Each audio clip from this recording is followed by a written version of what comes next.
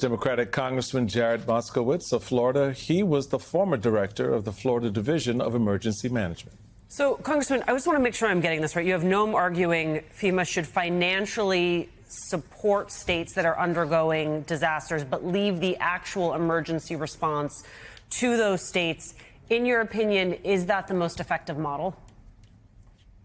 Well, I think the best way I can sum it up is when Donald Trump was talking about Israel and Iran as he was boarding the helicopter. He said, they don't know what the F they're doing. And Kristi Noem has no idea what she's doing. OK, FEMA is cutting the grant that gives states money to build their capacity, at the same time telling them they need to build more capacity. She's been pausing grants of $10 billion for previously approved disasters. They cut 20% of the workforce, and every decision has to come to her. Okay, David Richardson, who's the new FEMA administrator or acting administrator, has zero emergency management experience. He doesn't know what he's doing, and he's not going to do anything without Kristi Noem's approval. So when we see reports that they didn't send swiftwater rescue crews for 72 hours, that's because Kristi Noem didn't approve it for 72 hours. Let me tell you, by the time those crews arrived, they were useless, okay, after 72 hours. When I was the director in Florida, the way that would have worked is the regional administrator would have woken me up in the middle of the night when those alerts were going on. If not the regional administrator, the weather folks who work in the EOC, the Emergency Operations Center, would have woken me up, or my deputy, in the middle of the night. We would have turned on the Emergency Operations Center. We would have gone to a level 1, and FEMA would have automatically moved those swiftwater rescue crews, Task Force 1 and Task Force 2, would have moved them without my permission. They would have done it because that was their job. That did not happen here. Right. And so today I sent a letter to both the Homeland Security Committee and the Transportation Committee asking for a full investigation on the timeline of when decisions were made and why they've deviated from known protocols. And it's questionable whether these decisions may have caused additional death in Texas. I think that is a very important point, Congressman. You know, some could argue that the inaction of the Homeland Security Secretary did, in fact, result in deaths. A lot is being said about FEMA as of late. You know, this has been particularly an agency that has been in the crosshairs of this administration. Is FEMA necessary from your perspective? And if so, why? Well, it's not only necessary, it's mandatory. First of all, it's congressionally mandated. So the executive branch can't get rid of it without Congress. They can break it, which is what they've done. Look, the industry has known that FEMA has needed reform for some time. I've been running a bill for 3 years to get FEMA out of Homeland because it's hard for an agency that requires speed to work in an agency that is a giant bureaucracy. So Homeland has been slowing FEMA down for years. So I actually have that bill with Byron Donalds. It's bipartisan. He's running for governor of Florida. I got Tom Tillis in the Senate and Padilla, Senator Padilla, both North Carolina and California, who experienced major disasters, to get FEMA out of Homeland. There's additional reforms that we could do at FEMA with block grants and things of that nature. But look, Mississippi, Louisiana, Alabama, they go bankrupt without FEMA. They get a hurricane this summer, they don't get FEMA money, they're bankrupt. South Carolina, North Carolina, bankrupt. Okay, you get into the states that deal with Tornado Alley, bankrupt. Okay, Tennessee, Kentucky, Kansas, these states go bankrupt without FEMA. So we need to move from the ridiculousness of getting rid of FEMA and figure out what reforms we can make to make FEMA better and faster. But that's not what Kristi Noem is doing. She's actually made it worse. She's made FEMA less responsive, so much for efficiency and DOGE. Okay, and so, you know, this is just my belief. I actually don't think the West Wing knows how bad FEMA is right now, and they are not even aware the damage that Kristi Noem has done to the agency, and they're not going to find out until real time. God forbid we get a real big storm this summer. I'm worried that FEMA is not prepared, and it's all because of what the secretary has done. And then what she's going to say is, oh, see, we told you FEMA wasn't ready. No, no, no. You took something that needed reform and you broke it to the point that it barely can function. Hey, Congressman, I think everyone can hear the urgency and the concern in your voice. I certainly appreciate the way you opened this conversation with that quote. I want to quote you in a tweet this morning, noting, as the former emergency management director of Florida, I'm calling for an immediate investigation at Homeland GOP, Homeland Dems, and Transportation Dems, Transport Dems at Transport GOP. If accurate, this is a major deviation from FEMA protocol, may have slowed down response and been a contributing factor. This was in response to the CNN reporting that Kristi Noem didn't authorize FEMA's response, deployment of its urban search and rescue teams until more than 72 hours after the flooding began. When Kristen Welker asked the president about Noem's policy of her slowed response, Mr. Trump said, I don't know anything about it. We were right on time. She's done a great job. So, sir, I will give you an opportunity to expand on the point that you just made about the preparedness or the lack thereof of this administration and its control of FEMA as we get ready, because it surprises me, sir, that these red states that you just named are not concerned about what could come if they get, a big tornado, a big hurricane this season. Yeah, Michael Brown was doing a great job right before he was fired. So, at the end of the day, she's going to find herself to be the next Michael Brown if she gets a big storm and the agency is not ready because of her actions. The reason why I'm so animated is, look, I was an emergency management director in Florida, a Democrat for a Republican governor. OK, this is supposed to be nonpartisan. It's supposed to be bipartisan. OK, we're supposed to take the politics out of all of this. And that's why I'm so alarmed based on the decisions that she has made that I really think a lot of people don't know.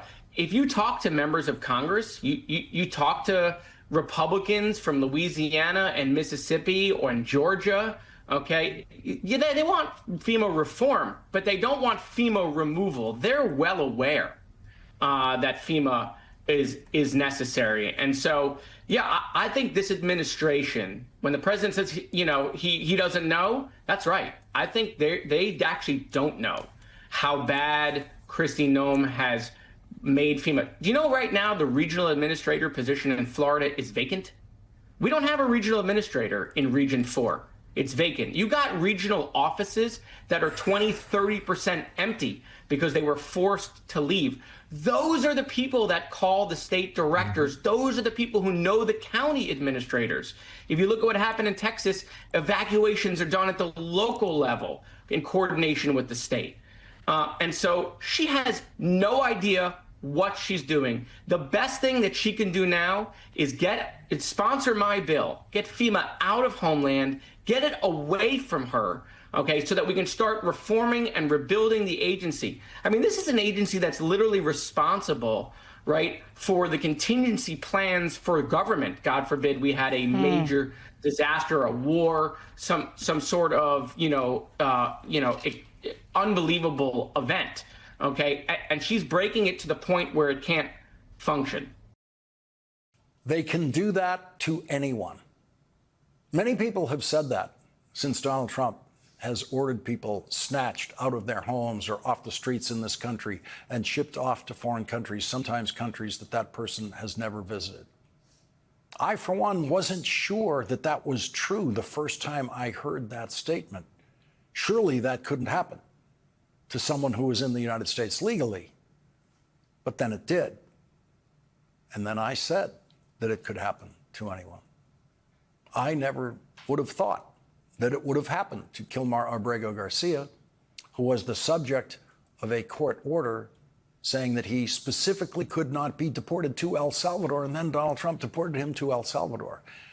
And when it was discovered to be a mistake, One lawyer in the Justice Department admitted in court that it was a mistake, and that lawyer got fired. And now that lawyer is saying they can do that to anyone.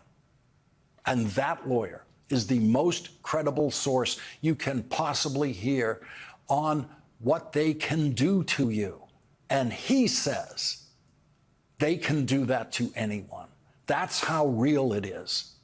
That's how much reason you have to begin considering always having your passport with you, always being able to prove that you're a citizen of this country. For years now, the United States government has been issuing traditional full-size passports and this is important now, more important than ever, passport cards, which are about the size of driver's licenses. They look like driver's licenses and are available for $30 from the passport agency, and they work as passports. With Canada and Mexico, they don't work as passports everywhere in the world, but they would be accepted as identification as for you being a United States citizen in this country.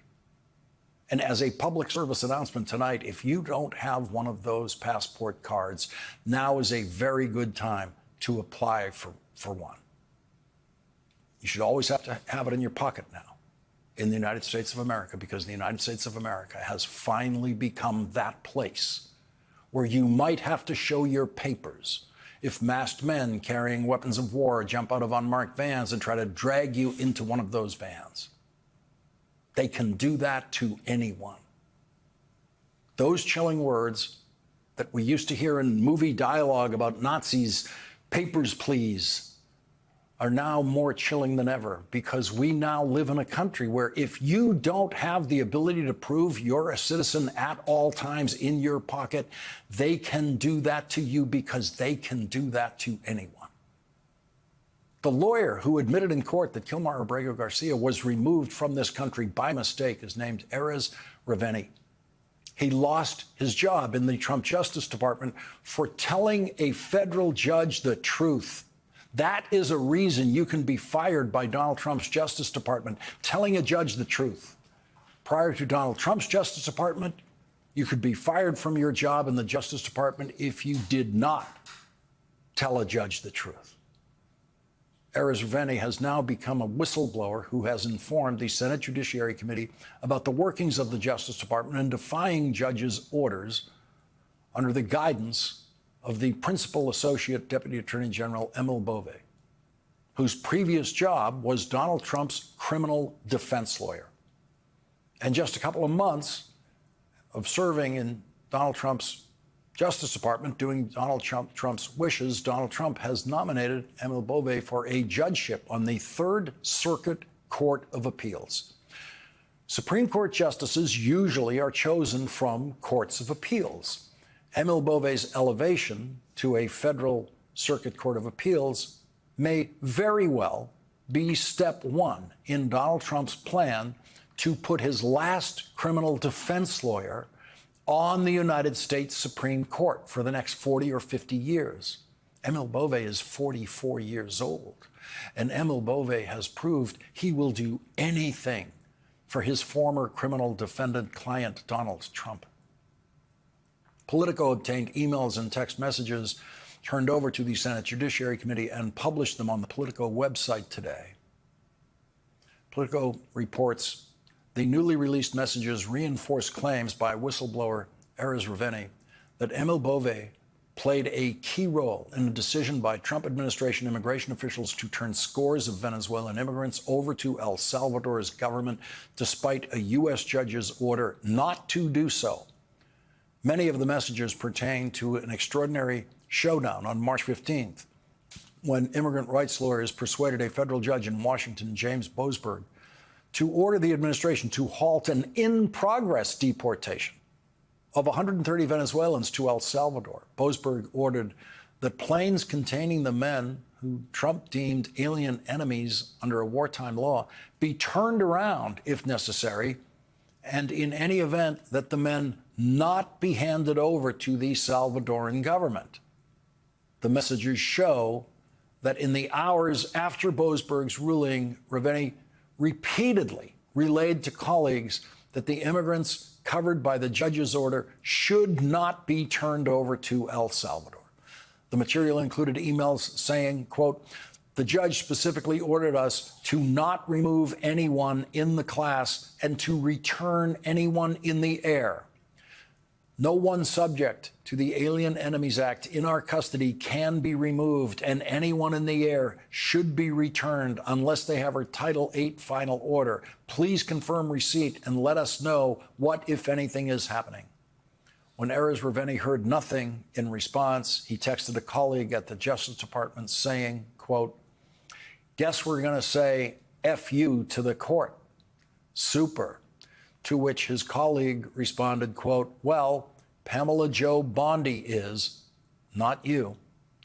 Politico notes that in one of the newly disclosed emails, the acting head of the Justice Department's Civil Division told Erez Raveni that the men were transported to El Salvador and delivered to that prison in El Salvador based on legal advice given by Emil Bove. The email says, quote, "I have been told by the Office of the Deputy Attorney General that the Principal Associate Deputy Attorney General, Emil Bove, advised DHS last night that the deplaning of the flights that had departed U.S. airspace prior to the court's minute order was permissible under the law and the court's order." A few days later, Erez Raveni texted a colleague, quote, "At this point, why don't we just submit an emoji of a middle finger as our filing?"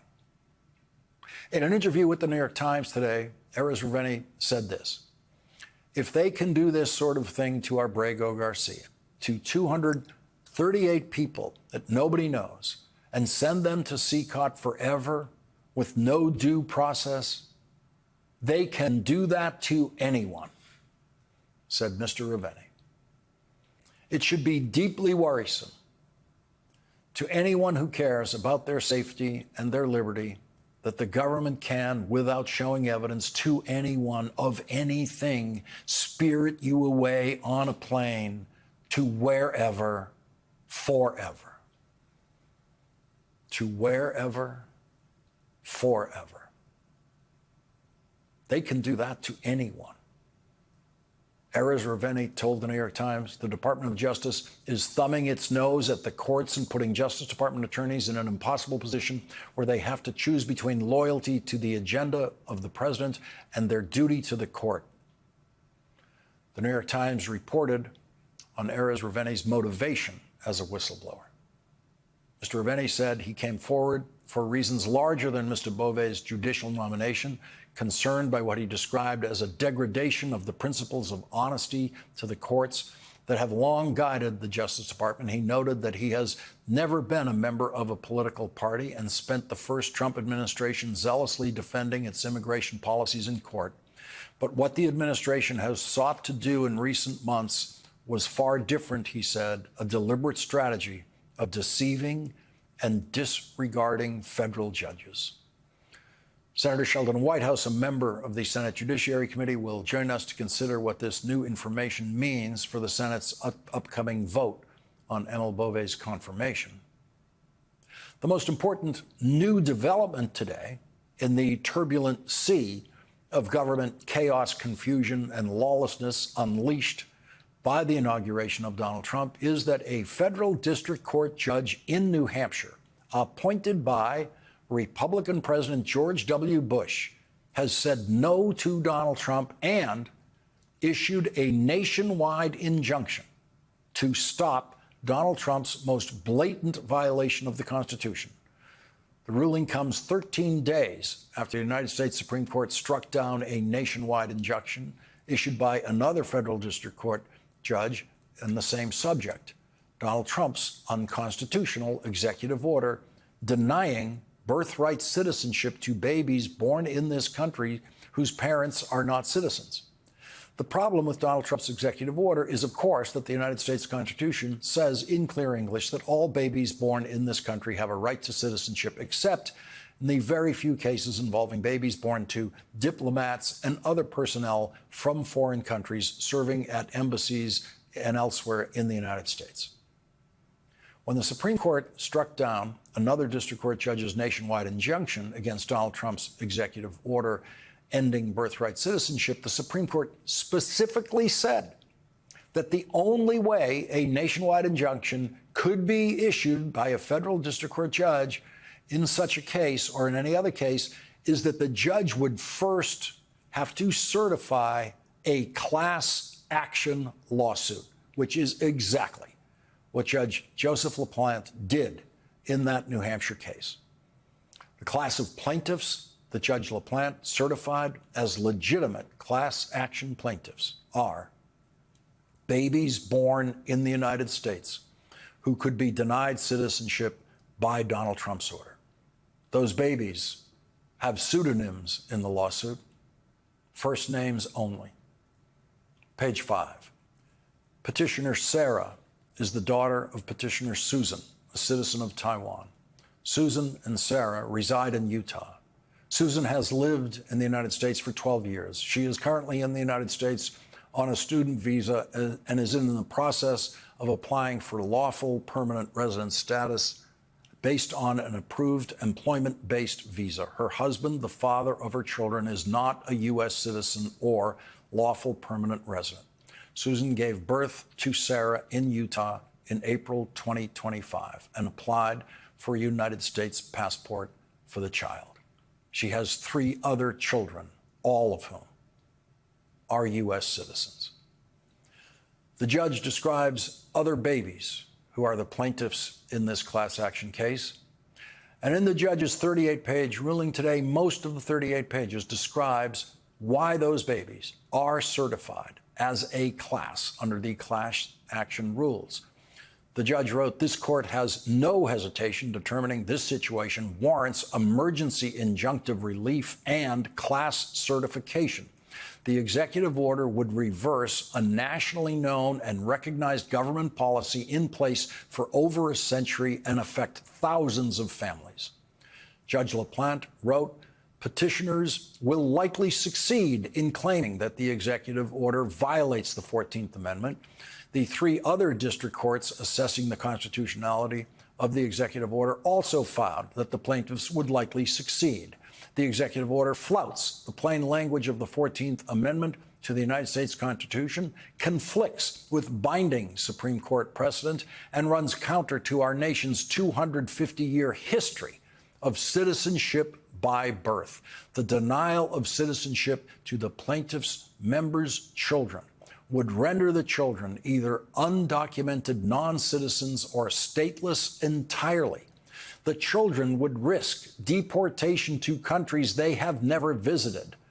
The loss of birthright citizenship, even if temporary and later restored at the conclusion of litigation, has cascading effects that would cut across a young child's life and the life of that child's family, very likely leaving permanent scars.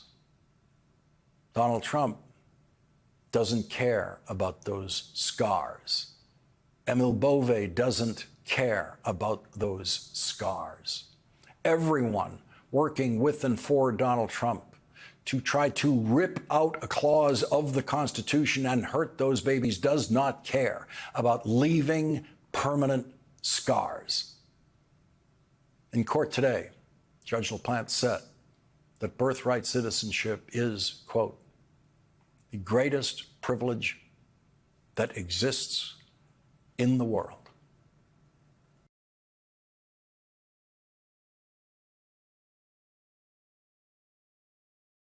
It is day 172. Take a breath on that one, of the second Trump administration. Donald Trump's new deadline for countries to make trade deals or face huge tariffs is now officially 3 weeks away from tomorrow. And tonight, he is threatening a new whopping 35% tariff on goods from Canada, one of America's top 3 trading partners. Canada, the Great White North. And for those who are keeping score at home, thus far, the administration has published just 23 letters and announced 0 new trade deals. Today, he told NBC's Kristen Welker that he plans to impose blanket tariffs of 15 or 20% on all remaining countries.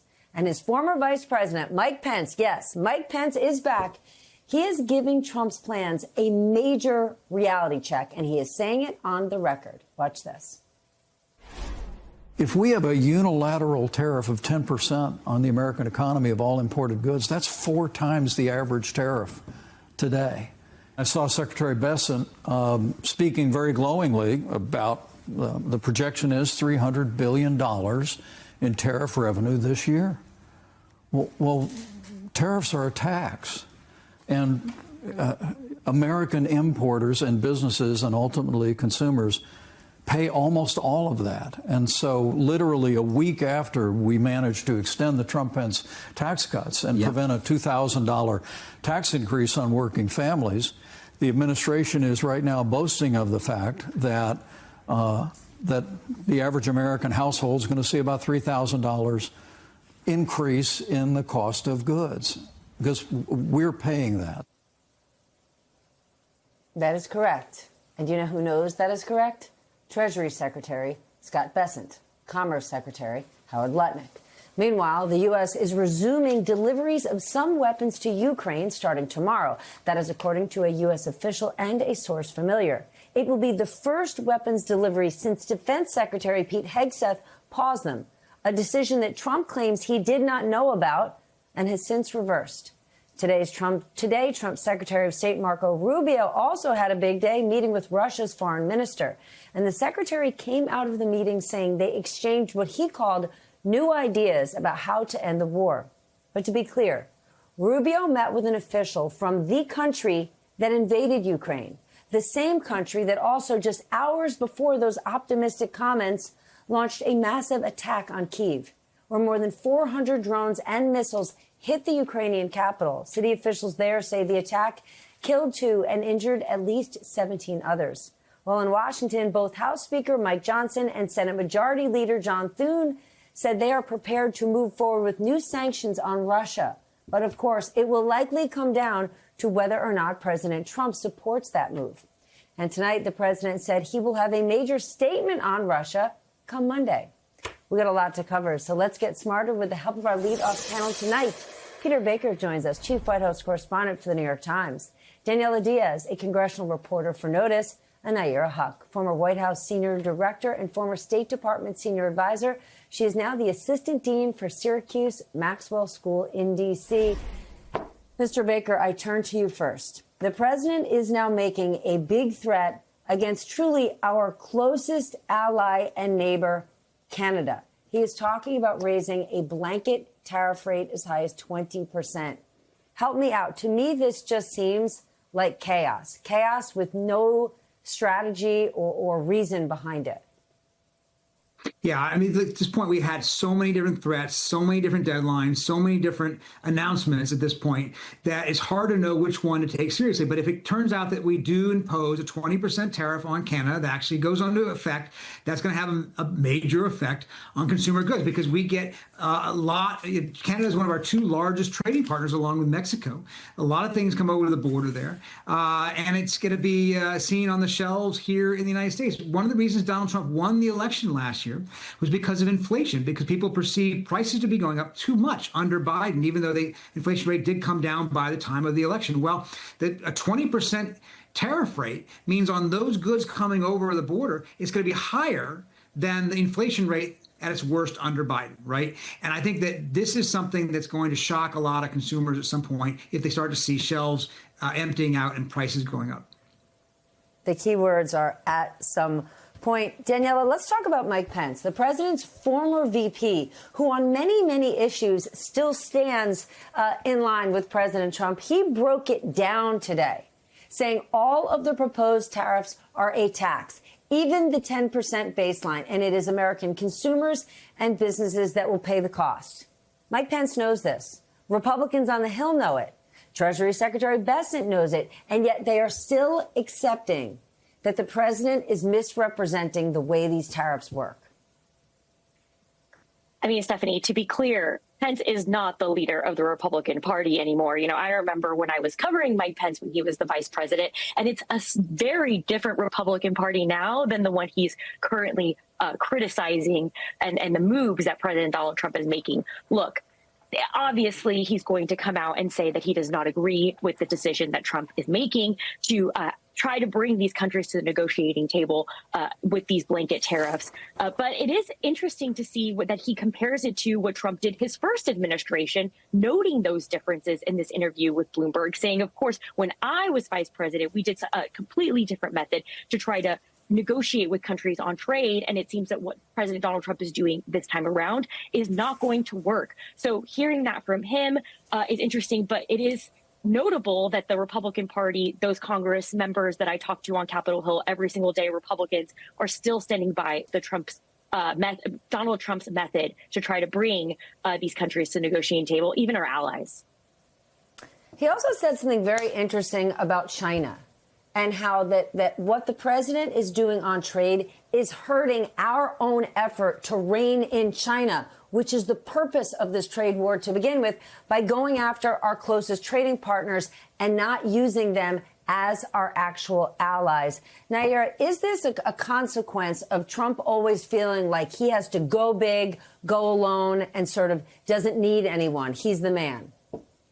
Absolutely. And you're seeing so much emotion and bravado in what usually ends up being a very calculated situation, right? You know, tariffs end up matching some other economic tools or some other pressure, ongoing negotiation with a country. But we see these changes in tariffs over and over again and levied against our allies, not our enemies. So that particularly Canada, it seems a bit more than baffling at this point, the bullying tactics against Canada, when China is effectively now running free across not only the African continent, but now building relationships in Europe and North Africa, if for no other reason than China is a stable partner, right? And that's part of the challenge here is the instability of the United States. The United States not being a reliable partner makes it easier for now for countries to actually go with a country like China, where they do not have basic values in common. The economic systems are different,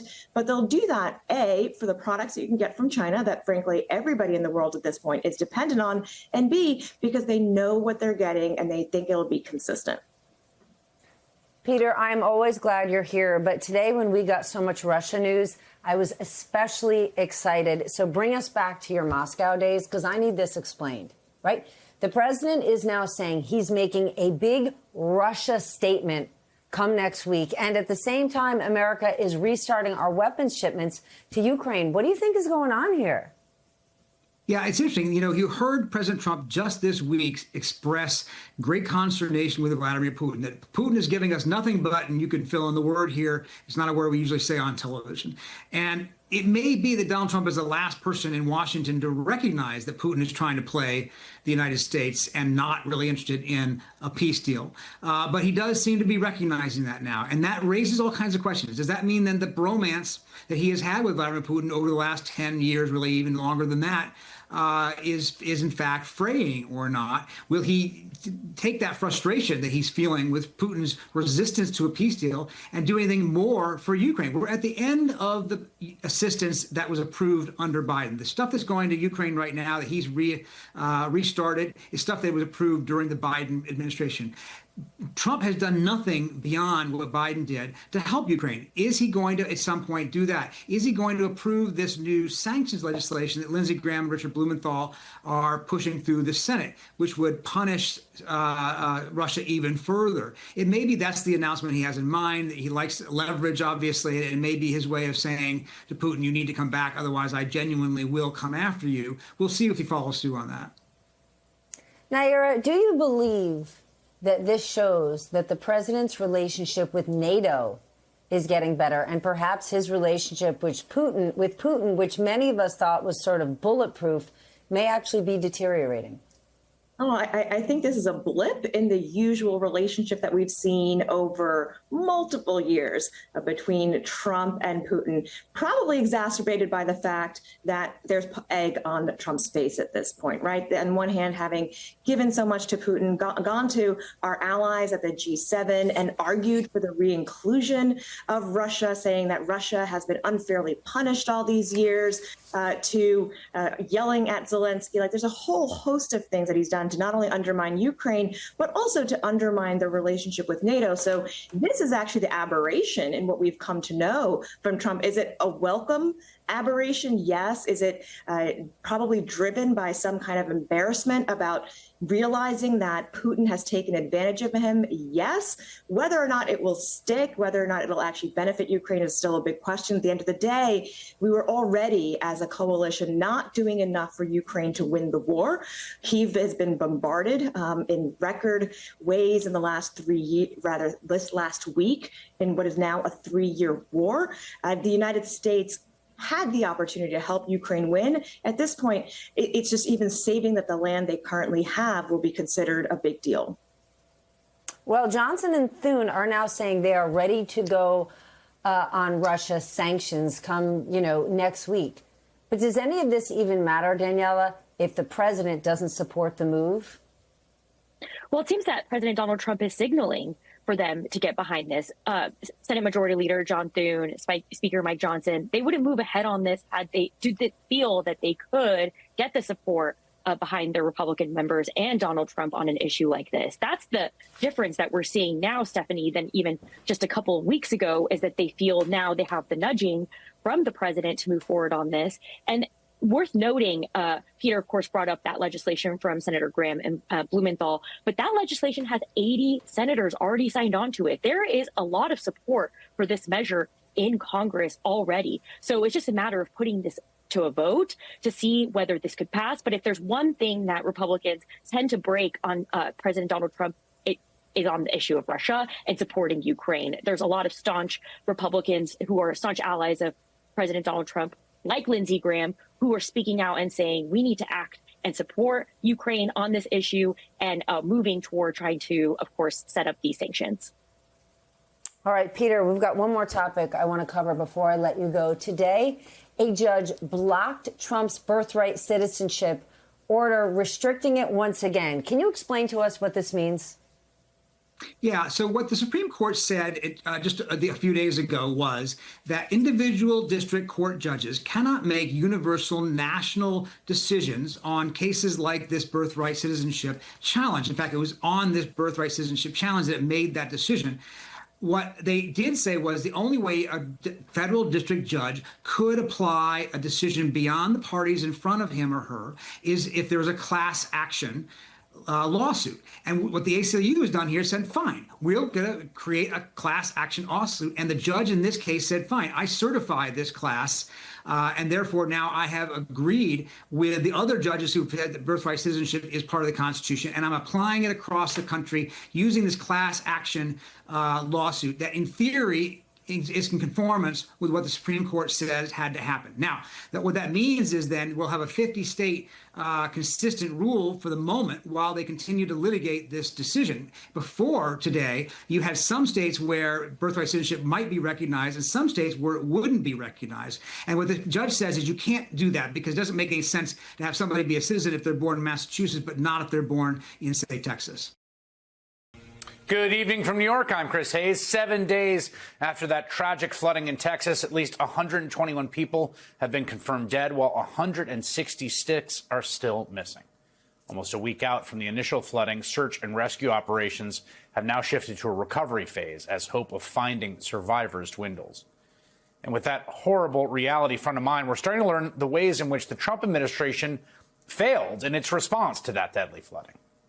According to an eye-opening new report, Secretary of Homeland Security Kristi Noem, the person ultimately in charge of the Federal Emergency Management Agency, or FEMA, delayed the federal response to that deadly flooding for more than 3 days, even as local search and rescue teams raced to find survivors. As you probably have noticed, Kristi Noem has been the center of a number of stories we've reported on, like the nearly 300 people the administration renditioned to a notorious prison in El Salvador, or the National Guard and Marines dispatched to the streets of L.A. and their show of force there, or the militarized ICE raids scooping up your neighbors across the country, or ICE agents arresting a U.S. senator and New York City controller. And throughout all those very serious stories, she has weirdly acted much more like a social media influencer than a cabinet official.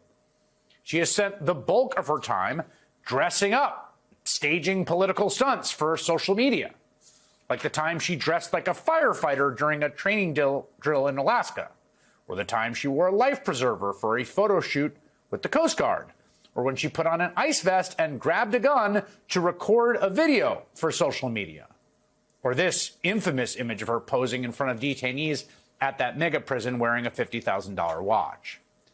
Kristi Noem is one of the most powerful people in the U.S. government. She has a profoundly important job and responsibility, and her tenure has been enormously destructive through the intentional dismantling of so much about the fabric of this country, but particularly our emergency disaster response infrastructure, which is, of course, critical to disasters like the flooding in Central Texas. Now, back in June, there's a somewhat little noticed item.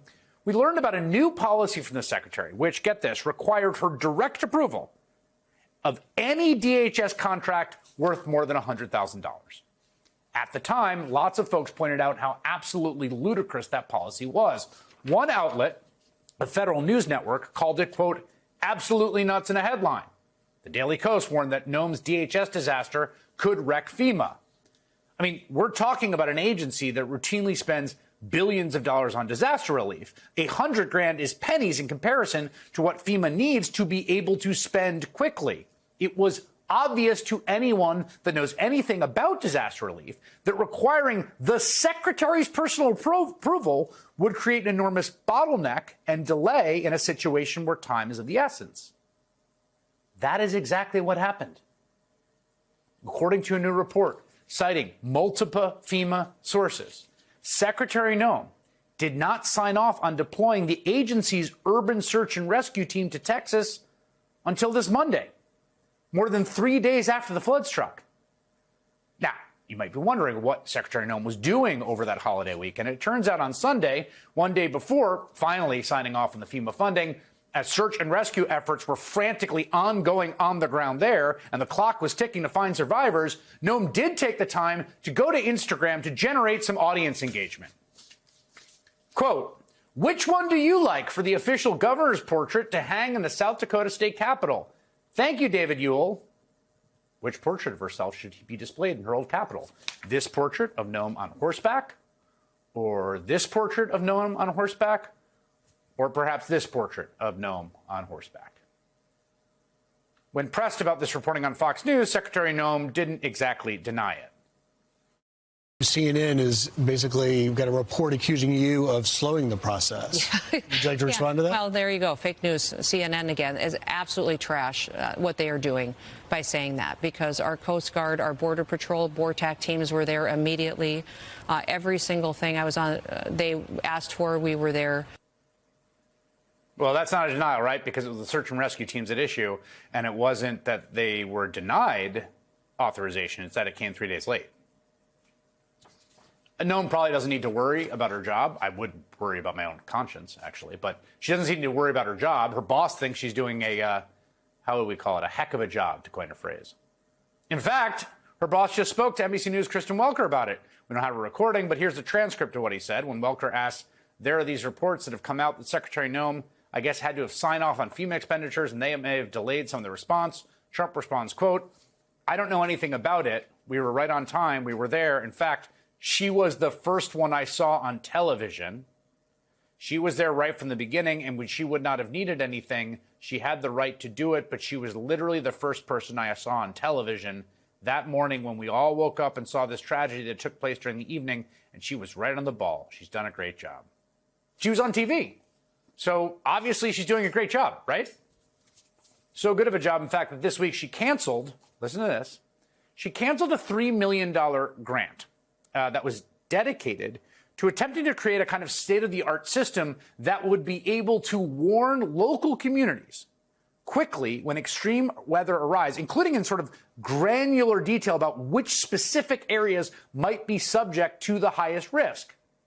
That is even though just a couple of days ago she conceded that our infrastructure is in need of an upgrade in order to give folks adequate warning ahead of natural disasters. We know that everybody wants more warning time, and that's why we're working to upgrade the technologies that have been neglected by far too long to make sure that families have as much advanced notice as possible. Well, they didn't have as much advanced notice as possible, and the grant that was studying how to do it, you just canceled. The thing is, Secretary Noem fundamentally believes that the federal government and by extension herself, doesn't manage federal disasters. So, not our problem. We as a federal government don't manage these disasters. The state does. We come in and support them. And that's exactly what we did here in this situation. New Jersey Senator Andy Kim is the ranking member of the Homeland Security Subcommittee on Disaster Management. This week, he sent a letter to Secretary Noem demanding the release of her plan for the current hurricane season, and he joins me now. Senator, I want to start with you on that last clip from the Secretary, which is in line with something that the President has articulated. It is a fundamental redirection here. They want to essentially get rid of FEMA and just take the federal government out of disaster response. What do you think of that idea? Well, you see right now what happens when we have incompetence in terms of leadership at the federal level. No state is going to be able to account for every single possible disaster that's out there and have the resources available in that kind of way to deploy quickly. You know, we need experts. We need people that understand how to be able to respond, be able to anticipate, and be able to have the data to be able to engage. And right now you see somebody who's more interested in doing what I call performative governance rather than actually leading, actually taking the steps. So I really think that, look, there are definitely reforms that need to be made to FEMA. We experienced some challenges when we came to Superstorm Sandy years ago in New Jersey, but that doesn't mean that we just wipe it all out and completely get rid of it. That would be a disaster for our country, and we're seeing some of that problem unfolding right now. I got to say, I've covered a lot of natural disasters through the years, Superstorm Sandy being one, and hurricanes and droughts and things like that. It is a little weird that the acting administrator from FEMA has no experience in emergency management, doesn't seem to know that there's a hurricane season, maybe he was joking, maybe not, and has said bupkis while they're gutting the agency in the aftermath of this and as we prepare for hurricane season.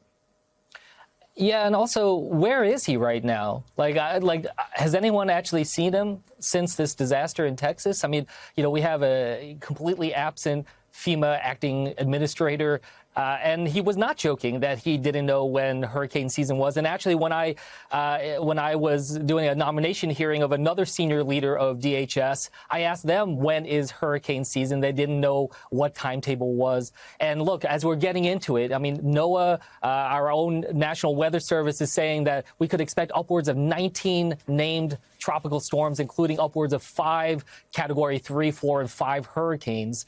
This is something that's not theoretical in terms of the worry that my state, New Jersey, and up and down the coast is facing. And when we see this kind of incompetence in the response to what's happening in Texas and the horrible tragedy there, it leaves a lot of people in my state and around this country very nervous about what's to come. You know, this policy they'd announced, which I think anyone, you don't even have to be in government, have to understand, like, the bottleneck you're going to create if the one person at the top has to approve grants at this very small level when you're talking about the budget of the agency. I want to read from the letter you wrote about your concerns about this policy as it relates to hurricane season. You say the reports of FEMA's incomplete hurricane season plan on the cusp of the start of the hurricane season and the slowness in providing the plan to the committee are unsettling. Any such plan must detail how FEMA's life-saving missions will not be hindered by your recent directive, requiring all department obligations over $100,000 be reviewed and approved by your prior to obligation, especially since the memorandum stated your office would take a minimum of 5 days to complete each review. Yeah. This added layer of bureaucracy threatens to delay work that can mean the difference between life and death for disaster victims. Do you think, is this policy still in place as far as you understand it? As far as I understand it, which is one of the stupidest decisions and policies I've ever heard of, especially when it comes to disaster response. And for an administration that tries to talk about red tape, they are adding red tape here. They are adding bureaucracy. They're making it harder for us to be able to deploy and be able to get resources out. And that's the most serious when it comes to responding to disasters. So, yes, I'm very concerned that if a hurricane hits, certainly if it hits my state in New Jersey, are we going to have to be begging Kristi Noem to be able to get off Instagram to be able to actually go and do her job of trying to approve resources that our state in our country needs so badly. This is a terrible idea to bottleneck. We should be able to pre-position resources. We should give freedom for our disaster response experts to be able to handle this. That is why we have this organization. And especially the minimum 5-day notice that it's going to take for them to be able to approve these, that just shows how it's slowing everything down.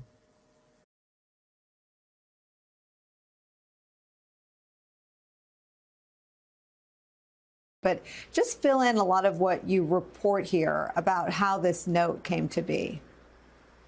Well, the note came to be, and you described it accurately, kind of as a report of some issues that analysts found with the earlier Russia election assessment, because John Ratcliffe, the CIA director, ordered analysts to write it back in May, essentially saying to them, all right, I'm tasking you to go look at this assessment and pay particular attention to a key judgment that was made back in 2016, which was that the Russian government aspired, that was the word, to help Donald Trump get elected, which is an issue that John Ratcliffe has been asked about many times in the past, whether he agrees with that assessment, and has notably never said whether he does or doesn't.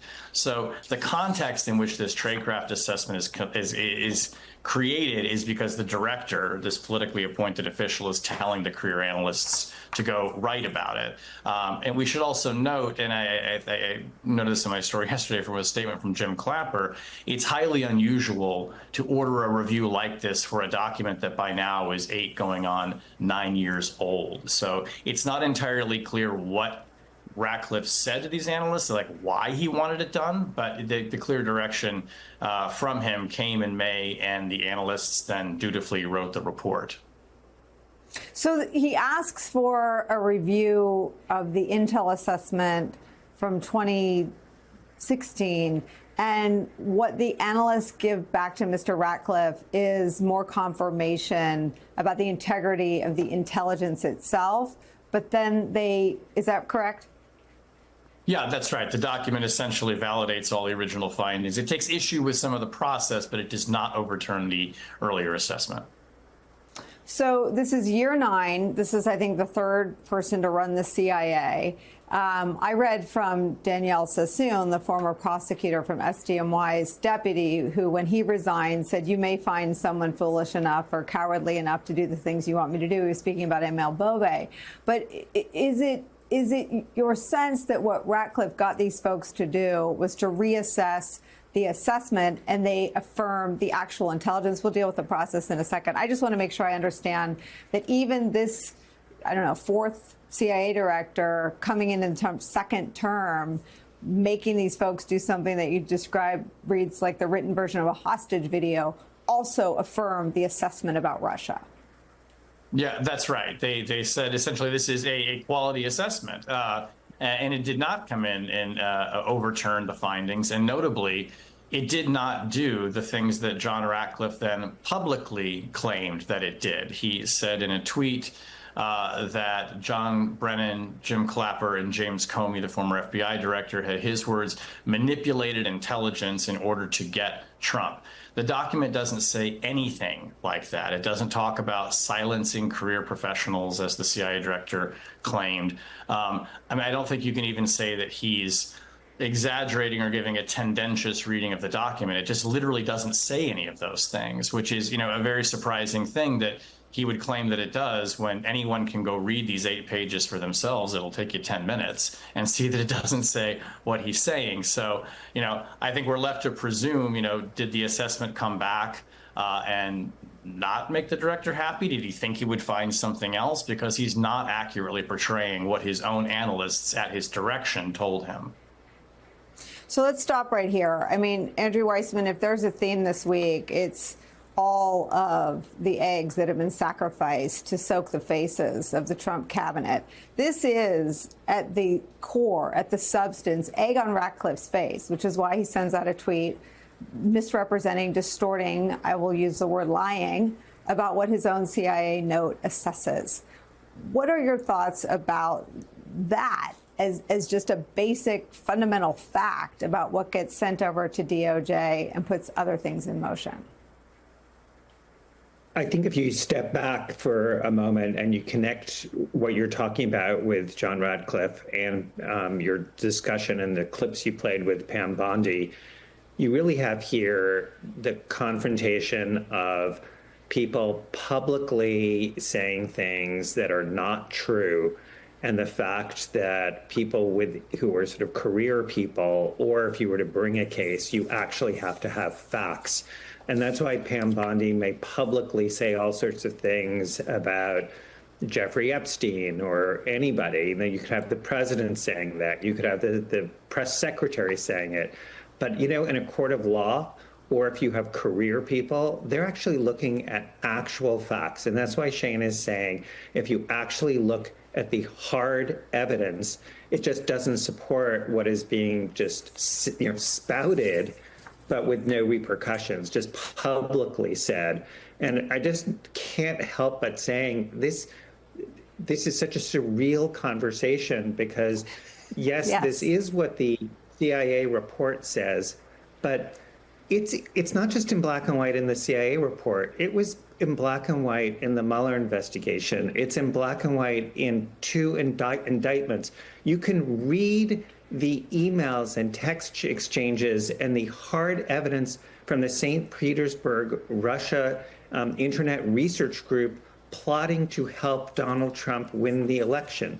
That doesn't mean Donald Trump was complicit in it, but there is just no question that that's what's going on. And as you noted, Nicole, yesterday, one of the key pieces of evidence here is a Senate report that Marco Rubio is a signatory on, finding the exact same thing. So this is not an open question. This isn't where you say, the two people could have different views. There is only one set of facts, unless you are just publicly going on air and saying something that isn't true. Shane, your reporting takes the reader through what Andrew's talking about, the exhaustive bipartisan work product of the Senate Intelligence Committee, which I actually think, no disrespect to Andrew Weissmann and the Mueller probe, but is the most scathing and the most brutal takedown of the Trump campaign's shared mission with Russia. I wonder if you could take us through that, where the findings are refuted by the Marco Rubio-led Senate Intelligence Committee and the Durham-led probe into the Russia investigation itself.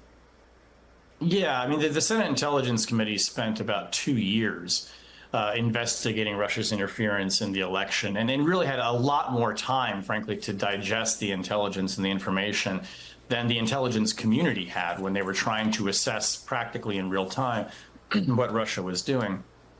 Their report is 1,300 pages long.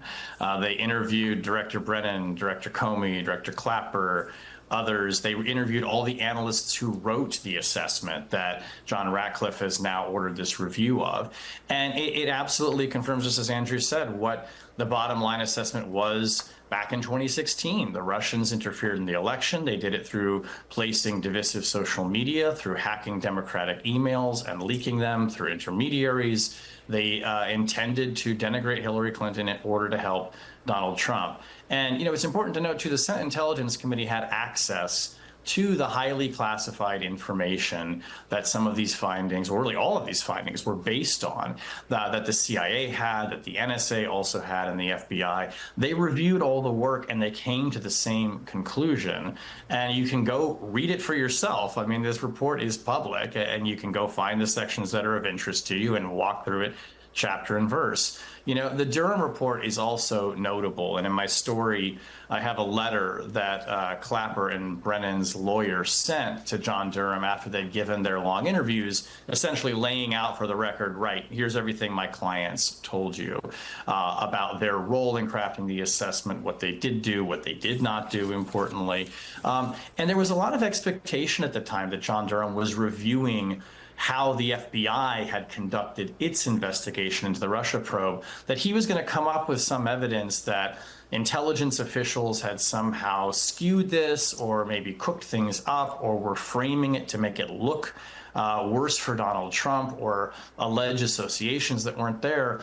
And he didn't find that. He just didn't come up with anything like that. And he ultimately did not dispute in any way the original election interference assessment. So I think, the Durham report is notable for everything he did review. And to be clear, he took a lot of issue with the way the FBI conducted their investigation, but it's notable for what he did not find. He did not find the kind of malfeasance by intelligence leaders that the current CIA director, John Ratcliffe, is now alleging, and claims that this tradecraft review shows, when it very obviously does not. So how do we arrive at this point?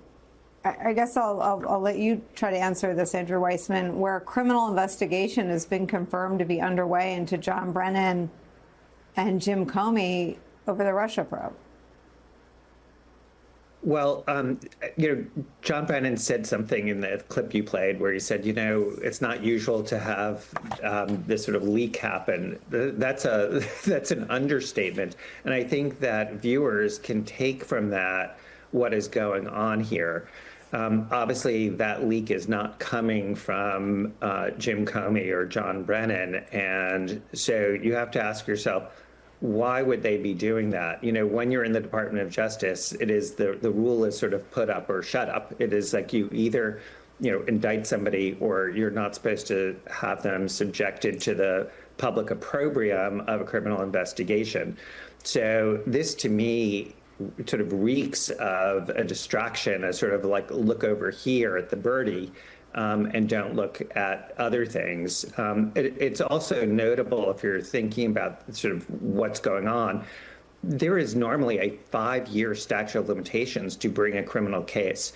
My first reaction to this was, excuse me? I mean, not only is there nothing I know that would suggest there should be a criminal investigation, but of course, as you noted, we don't obviously know everything that would be within the department. So giving them the benefit of the doubt, I don't think they deserve it. But let's say we do that.